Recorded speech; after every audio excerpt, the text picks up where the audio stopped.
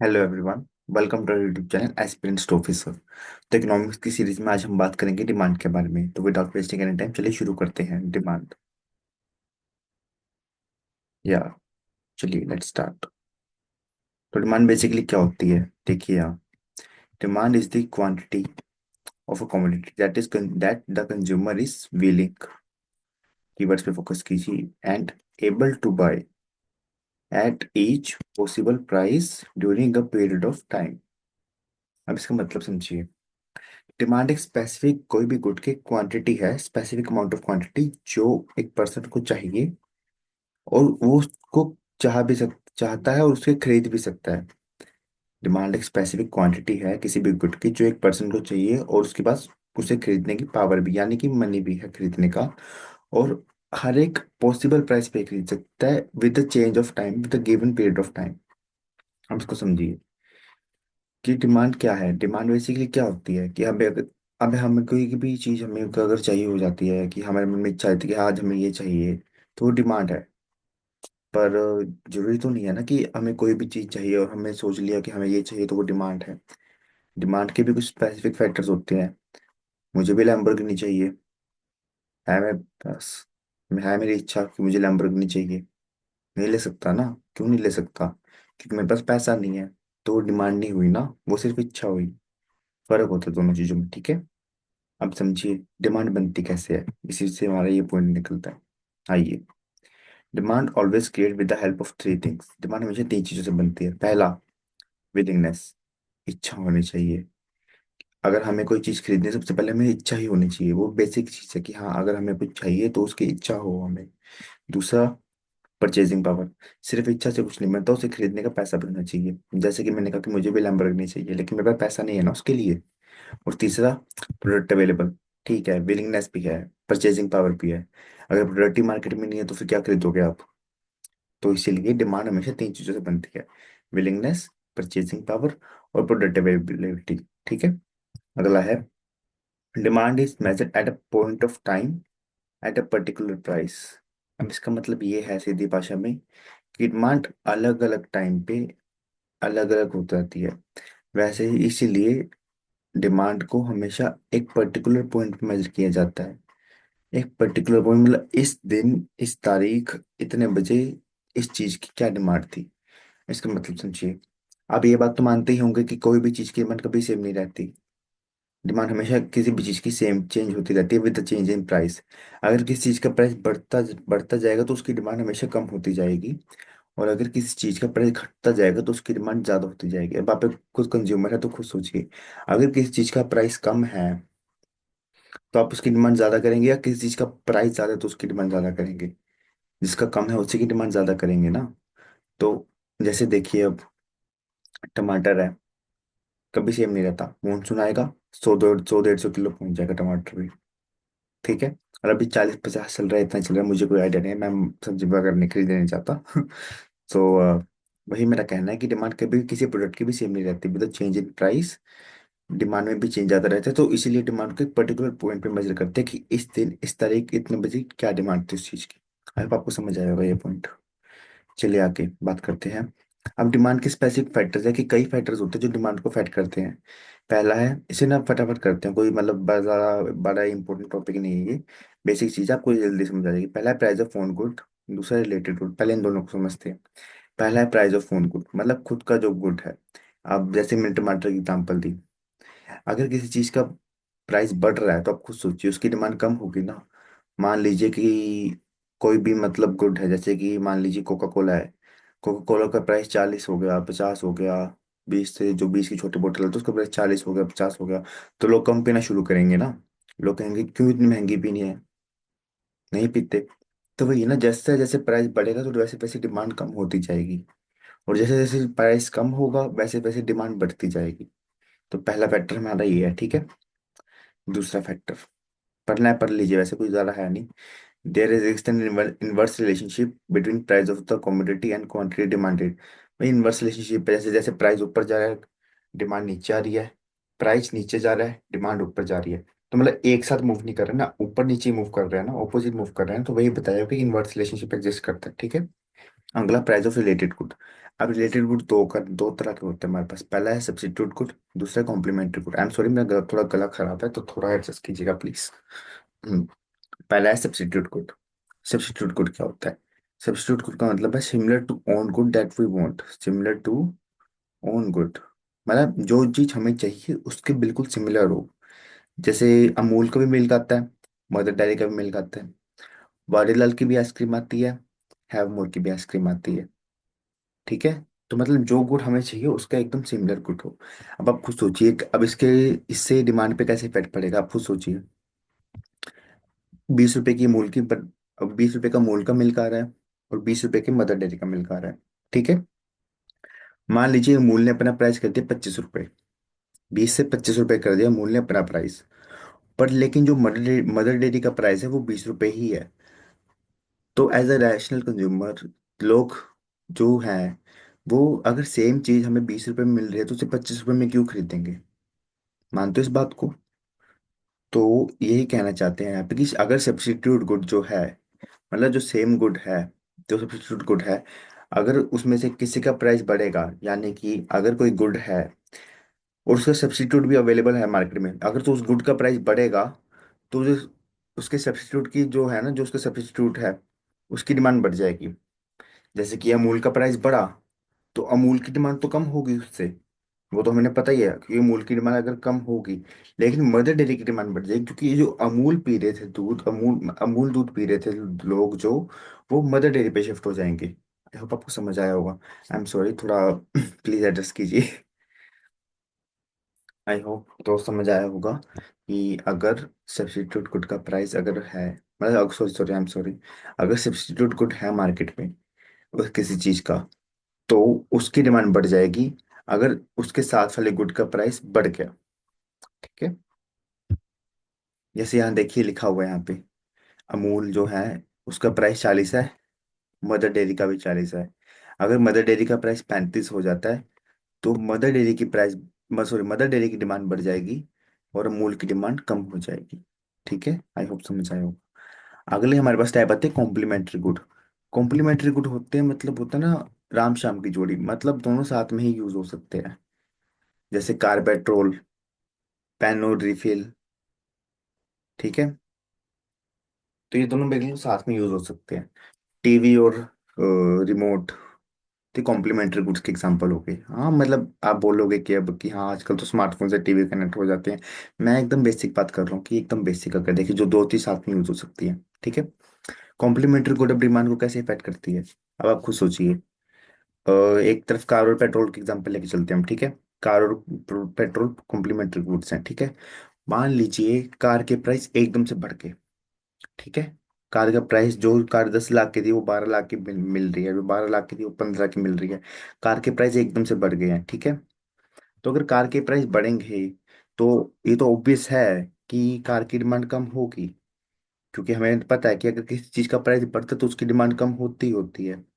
लेकिन अब खुद सोचो, अगर कार की डिमांड कम होगी, अगर लोग कम कार खरीदेंगे तो पेट्रोल की डिमांड भी तो अपने आप गिरेगी ना। खाली पेट्रोल का लोग क्या करेंगे? अब ये मत कहिएगा प्लीज कि हाँ हम सर बाइक में ले लेंगे, बाइक में डलवा लेंगे, ये मैं सिर्फ एग्जांपल दे रहा हूँ।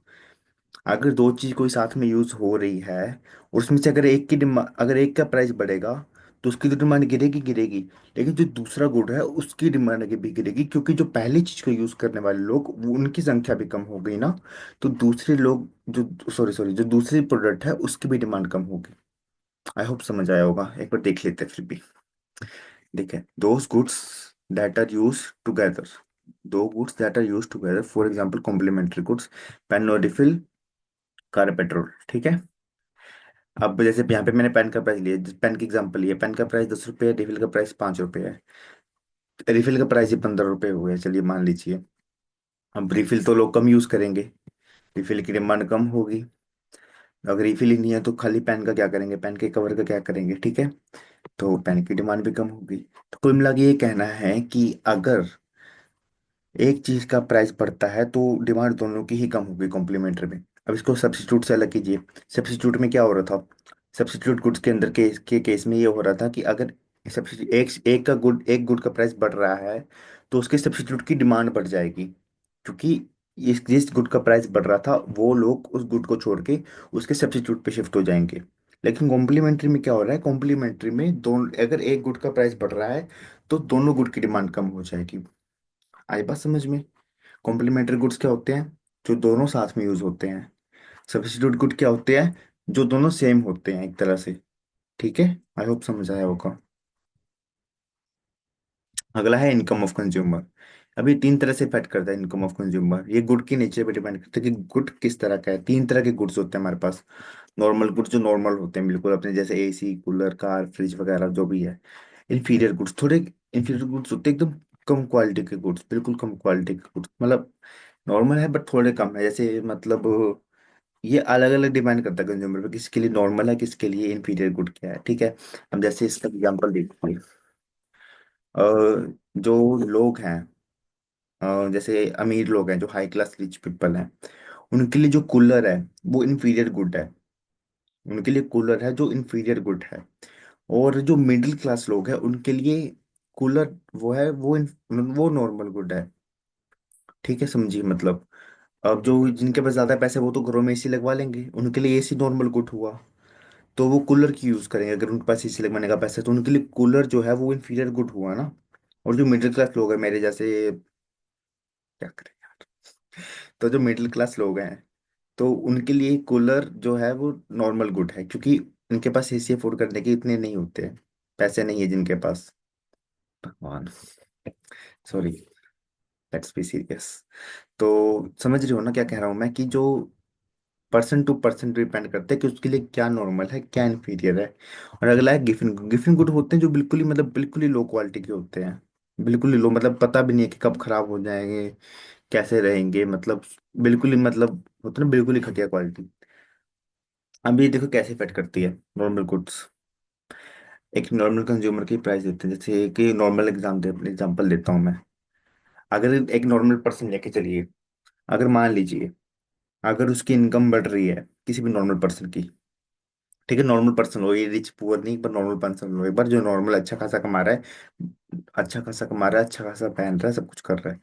अगर उसकी इनकम बढ़ रही है, समझिएगा, अगर उसकी इनकम बढ़ रही है तो वो जो चीज की क्वांटिटी कर डिमांड कर रहा है वो चीज वो भी तो बढ़ेगी ना।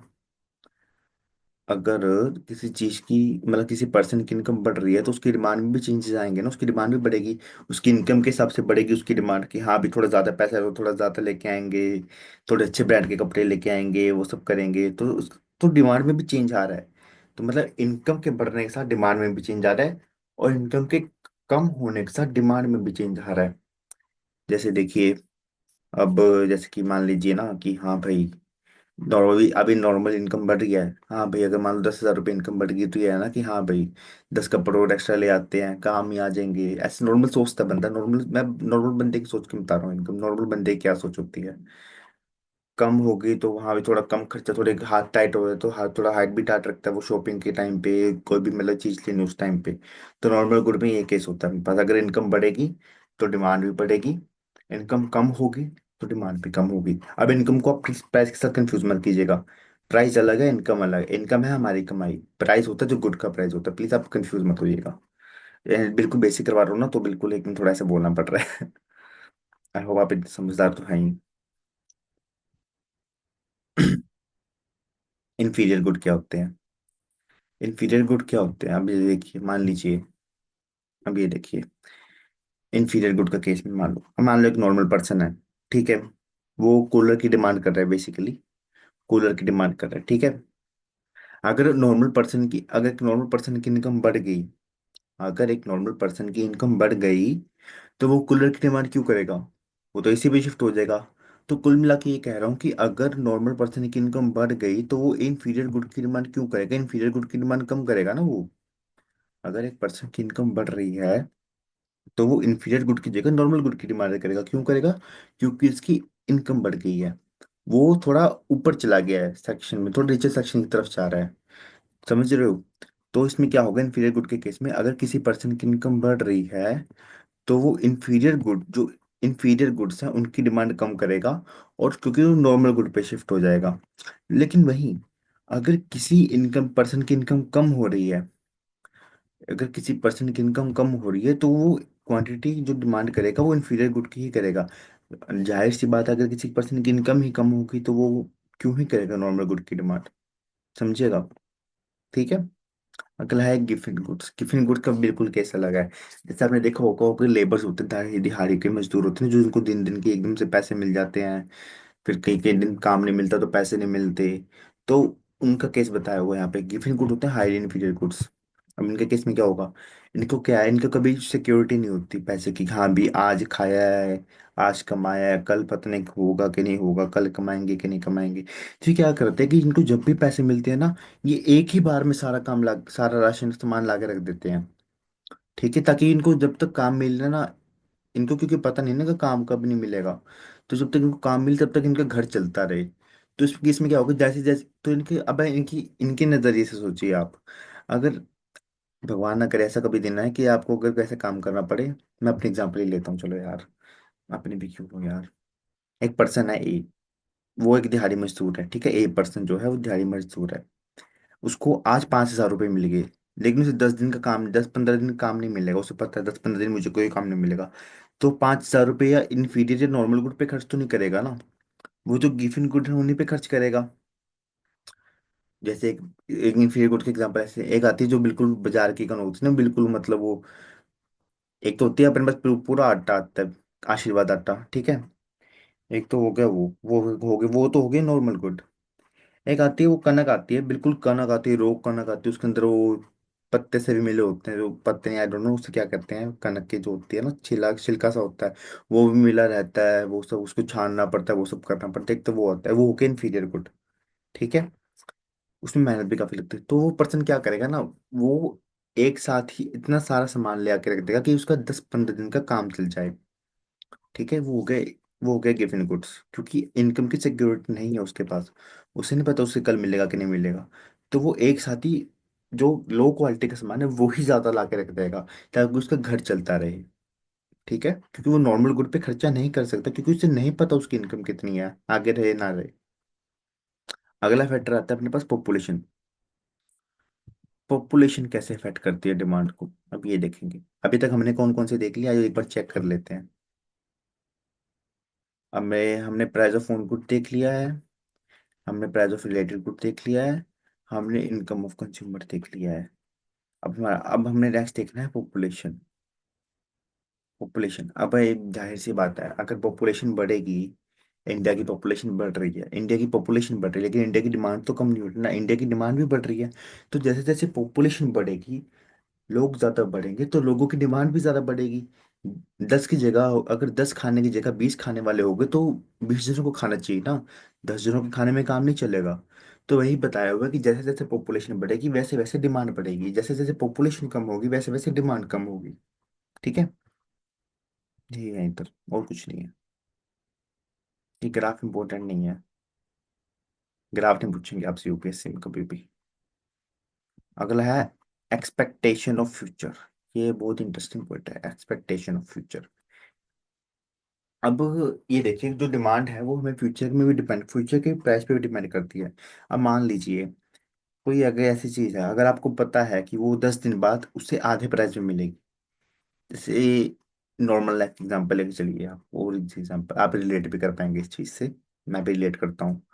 आपको पता है कि अमेजोन पे सेल लगने वाली है थोड़े दिनों में, तो 20-20-30% डिस्काउंट मिलेगा, 50% डिस्काउंट मिलेगा कई चीज़ों पे। तो जिन चीज़ों पे आप, जो चीज़ें आपको चाहिए, तो आप उस सेल का वेट करोगे ना, क्योंकि आपको पता है कि फ्यूचर में उस चीज़ का प्राइस कम होगा। ठीक है, तो आपको पता है कि, तो आपको अगर पता है कि अगर फ्यूचर में उस चीज़ का प्राइस कम होगा, तो अभी आज की डिमांड बढ़ाओगे। अगर 10 दिन बाद ही उसका प्राइस कम होना है, तो आप 10 दिन पहले डिमांड बढ़ा के क्या करोगे उस चीज़ की। समझ रहे हो? और वही अगर आपको पता है कि 10 दिन बाद वो चीज़ और महंगी हो जानी है, तो आप अभी उसकी डिमांड करोगे, क्योंकि 10 दिन बाद आप ज़्यादा पैसे मिले कि क्यों खरीदोगे उस चीज़ को। तो यही है expectation of future. Demand of the quantity also depends on the price of the future. If price of the commodity is expected to increase, अगर प्राइस फ्यूचर में बढ़ रहा है, तो जो आज की डिमांड है, demand will increase today, demand आज बढ़ जाएगी। अगर उसका प्राइस फ्यूचर में बढ़ेगा तो आज डिमांड बढ़ जाएगी, क्योंकि फ्यूचर में कोई महंगे में नहीं खरीदेगा उस चीज को। ठीक है, अगला आता है हमारे पास टी। ये हो गया हमारे पास एक्सपेक्टेशन ऑफ फ्यूचर। ठीक है, एक सेकेंड। अब हमारे पास लास्ट पॉइंट बचता है, sorry not last I think, sorry my mistake. अगला है taste and preference. Taste and preference ये बहुत ही वैलिड पॉइंट है एकदम, इसे रिलेट कर पाएंगे आप भी काफी सारा। टेस्ट एंड प्रेफरेंस, कभी कभी क्या होता है कि प्राइस फर्क ही नहीं पड़ता। प्राइस जो प्राइस की मतलब जो भी चीज़ का प्राइस है, अगर वो 20 की जगह 30 की भी हो गई, 40 की भी होगी, फर्क नहीं पड़ेगा। कई बार क्या होता है ऐसा, पर ऐसा बहुत ही कम केसेस में होता है। जैसे कि क्यों, जैसे कि देखिए, विराट कोहली है, ठीक है, वो उसके 250 रुपये की बोतल आती है पानी वाली, है ना। अब वो 500 की भी हो जाएगी तो ऐसा तो नहीं है कि वो पानी पीना छोड़ देगा, वो बोला, वो तो वही पानी पिएगा ना। क्योंकि कई बार क्या है, टेस्ट एंड प्रेफरेंस भी काम आते हैं कि अगर हम चीज ही हमें वही चाहिए, एग्जैक्ट वही चीज चाहिए, तो हम उस चीज का अगर प्राइस बढ़े कम हो, हम उसकी डिमांड में क्यों चेंज लाएंगे? नहीं लाएंगे ना। तो वही है कि कई बार टेस्ट एंड प्रेफरेंस भी काम करते हैं, कि अगर हमें वही चीज चाहिए तो उसका प्राइस कम हो ज्यादा हो क्या फर्क पड़ता है। हमें वही चीज चाहिए, हम किसी और चीज पे जाएंगे क्यों, है ना। यही है बस। Sometimes the price of a commodity doesn't affect the demand of the commodity, whether it increase or decrease due to taste and preference of consumer. तो यहाँ लॉ ऑफ डिमांड नहीं काम करता। लॉ ऑफ डिमांड अपना वही है, अगर price बढ़ेगा तो क्वांटिटी कम होगी, जो डिमांड की क्वांटिटी वो कम होगी। अगर प्राइस कम होगा तो डिमांड बढ़ेगी, वही है लॉ ऑफ डिमांड।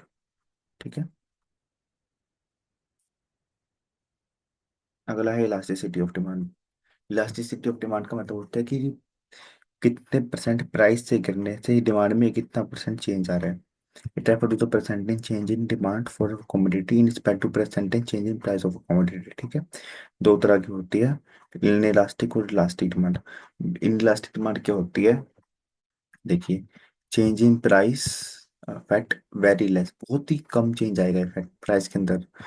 मतलब सॉरी सॉरी, डिमांड के अंदर मतलब प्राइस कितना भी बढ़ जाए लेकिन डिमांड में ज़्यादा चेंज नहीं आएगा, वो होती है इन इलास्टिक। यहाँ लिखा हो ना, high change in price but, high change in price और लेस चेंज इन डिमांड।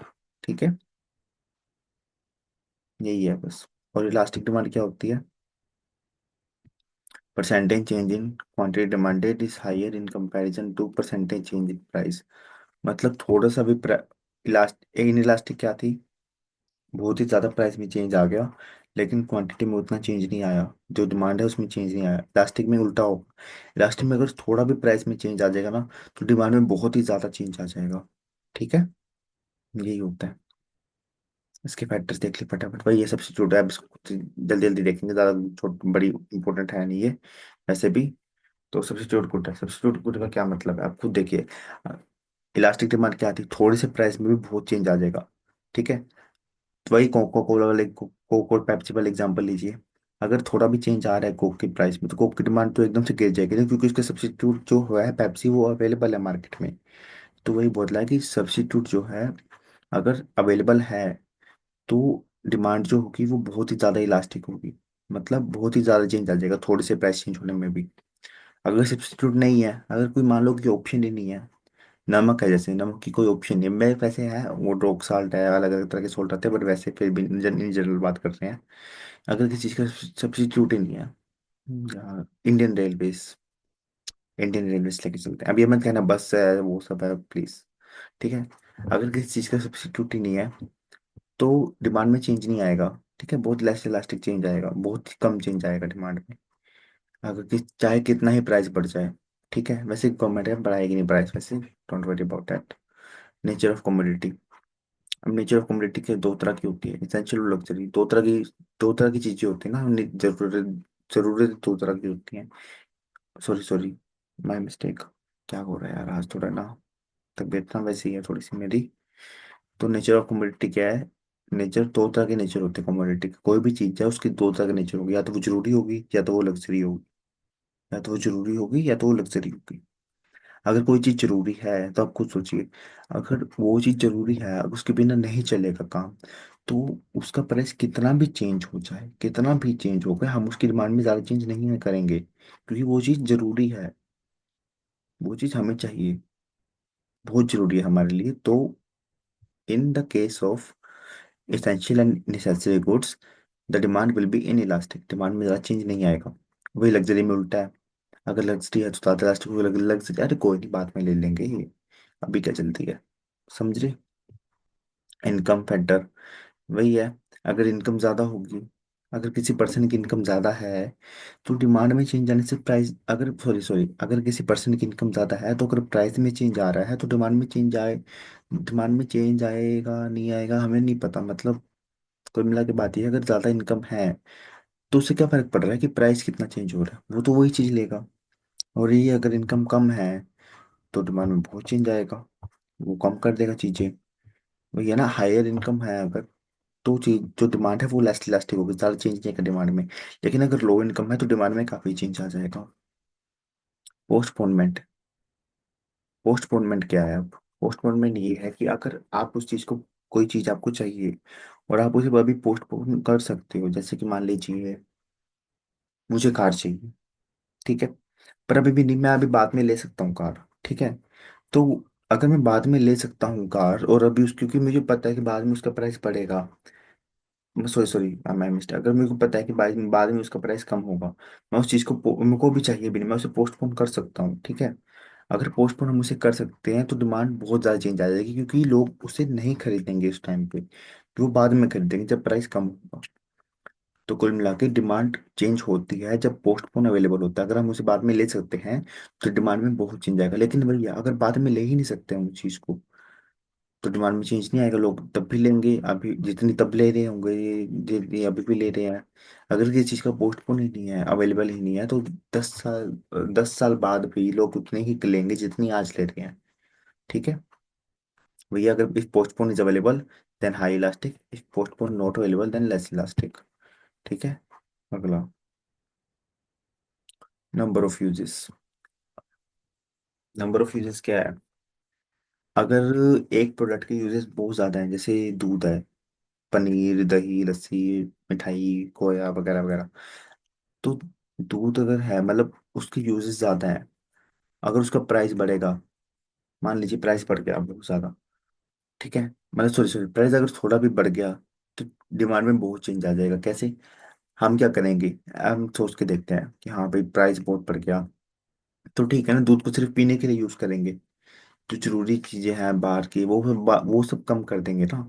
तो वही है कि अगर यूजेस पे डिपेंड करेगा, अगर यूजेस ज्यादा हैं तो डिमांड में बहुत चेंज आएगा, क्योंकि हम उसकी यूजेस कम कर